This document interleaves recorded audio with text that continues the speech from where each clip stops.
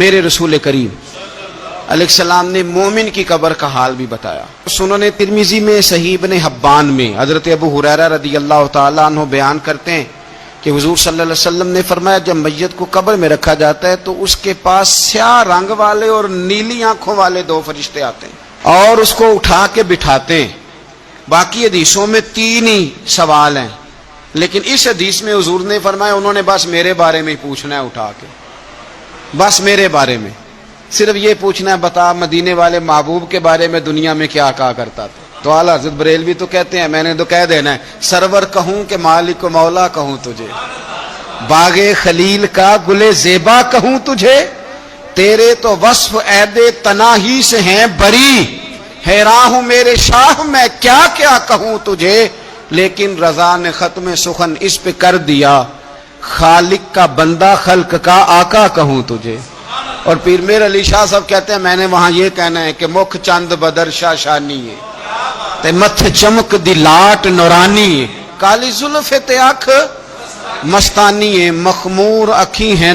مد بھریاں، سبحان اللہ، ما اجمل کا ما اکمل کا ما احسن کا، تے کتھے مہر علی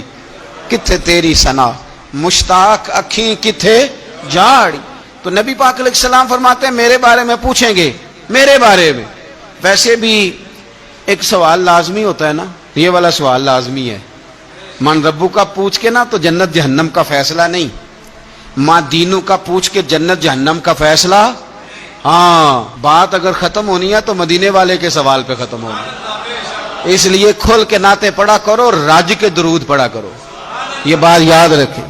یہ فیصلہ حضور کی ذات پہ ختم ہونا ہے۔ وہ شکایتیں کرتے ہیں نا لوگ آ کے، تو ایک بچی کو ہمارے ہاں داخل کرانے کے لیے ایک صاحب لے کے آئے تو کہنے لگے بڑا عرصہ اسے فلانے مدرسے میں داخل کرایا، سوائے نعتوں کے کچھ بھی نہیں سیکھا اس نے۔ تو میں انہوں آکھیا چاچا جی جڑی اصل کام سی وہ تو سیکھ گئی ہے نا تہاڈی بچی، قرآن و سنت بھی حضور کی نعت ہی ہے، لیکن آپ کو پتہ ہے کہ بات ختم مدینے والے کی نعت پہ ہی ہوتی ہے، حضور کا پیار اصل ہے۔ تو حضور فرماتے ہیں میرے بارے میں پوچھا جائے گا، وہ کہے گا کہ ان کے بارے میں کیا پوچھتے ہو، اشہد ان لا الہ الا اللہ واشہد ان محمدن عبدہ ورسولہ۔ تو فرماتے ہیں پھر اسے نا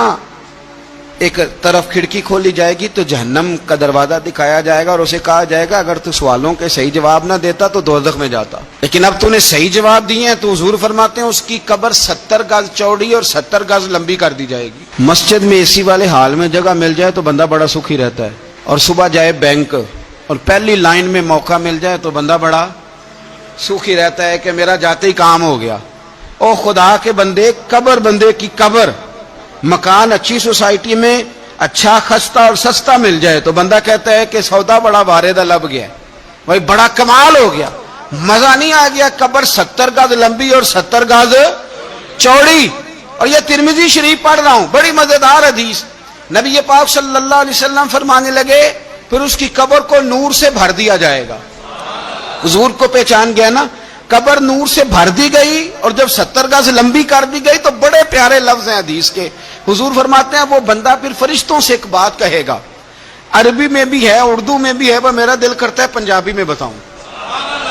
وہ نا فرشتوں سے وہ بندہ کہتا ہے جب قبر ہو گئی نا 70 گز لمبی 70 گز چوڑی اور نور سے بھر گئی، قربان جائیں، حضور فرماتے ہیں وہ مردہ وہ جو قبر میں پہنچا ہے، جب اس کی قبر کو یہ شان ملتی ہے تو فرشتوں سے پتہ کیا کہتا ہے، کہتا ہے میں گھر نہ دساں وہاں جا کے، یہ ذرا گھر نہ بتاؤں دوڑ کے،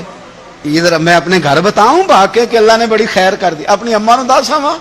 میں بچوں کو بتا کے آؤں کہ موج بن گئی ہے، میں بتاؤں اپنی بیوی کو، بتاؤں اپنے بہن بھائیوں کو، میں گھر نہ دساں وہاں۔ قربان جائیں میرے رسول کریم فرماتے ہیں فرشتے